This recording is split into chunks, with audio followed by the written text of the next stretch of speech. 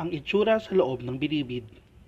Bukas ang New Bilibid Prison sa mga miyembro ng media.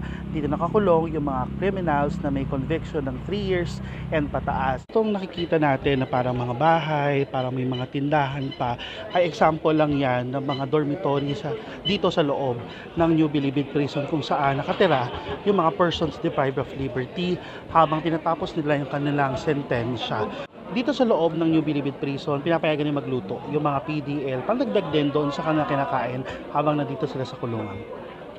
Dito sa New Bilibid Prison, nahahati din yung actually sa laki ng mga compound, ay nahahati sila sa mga barangay-barangay at yung mga dating gang leader, yung mga commander ng mga gang, ay sila na yung parang leader nila dito sa loob ng New Bilibid Prison. So talagang parang gino-govern na rin nila yung kanilang sarili at umaasa sila sa isa't isa.